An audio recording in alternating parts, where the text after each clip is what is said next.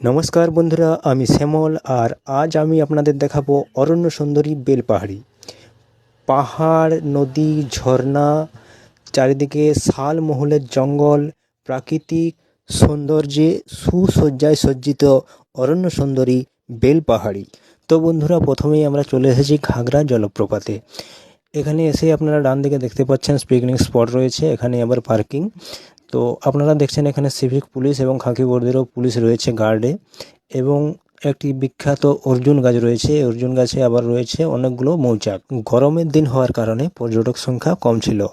তো সময়টা ছিল বিকেলবেলা, মাথার উপর মেঘ নিয়ে টিপি টিপি বৃষ্টি পড়ছিল। আমরা বেরিয়ে পড়েছিলাম জলপ্রপাতের সৌন্দর্য উপভোগ করার জন্য। অপরূপ সৌন্দর্য, ঝর্ণার জলের কুলুকুলু শব্দে মন প্রাণ জুড়িয়ে যাবে।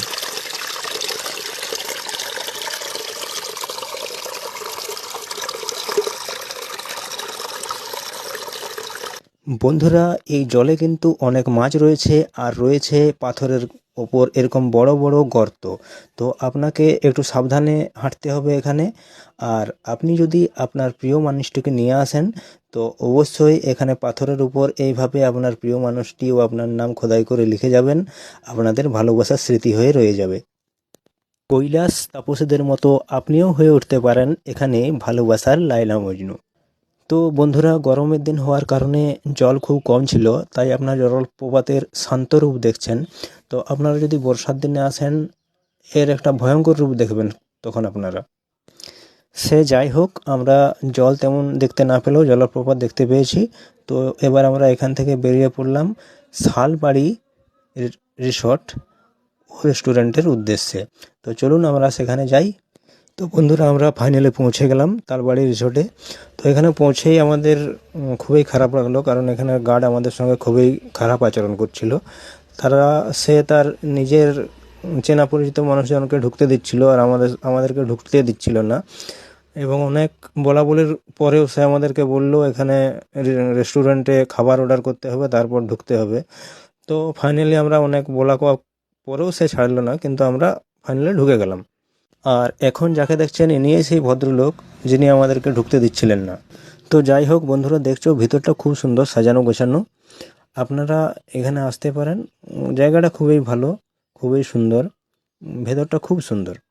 আমরা অনেক সুন্দর সুন্দর জায়গার ছবি দেখি, তো আপনারা এসে দেখবেন এই জায়গাটা ঠিক ছবির মতনই সুন্দর। বন্ধুরা দেখছো, অনেকেই এখানে ঘুরতে এসেছে। তো বাইরে থেকে যারা আসে, এই যে বাড়িগুলো দেখছো, এই বাড়িগুলোতে ভাড়া দেওয়া হয়। তো এই বাড়িগুলো বুক করে তারা এখানে থাকে এবং এখানে সৌন্দর্য উপভোগ করে। তো আপনারাও আসতে পারেন, এখানের লোকের সঙ্গে কথা বলে এই বাড়িগুলো বুক করে এখানে থাকতে পারেন এবং এলাকার সৌন্দর্য উপভোগ করতে পারেন।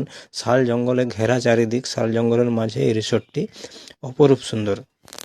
রিসোর্টের মধ্যখানে রয়েছে নীল জলের এই ছোট্ট সুইমিং পুলটি, এবং রয়েছে আরাম কেদারা। আমার বন্ধু যেমন বসে দোল খাচ্ছে দেখছেন আপনারাও এসে বসে দোল খেতে পারেন।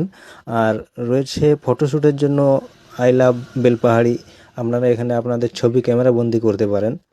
বন্ধুরা, রিসর্ট দেখা আমাদের হয়ে গেছে।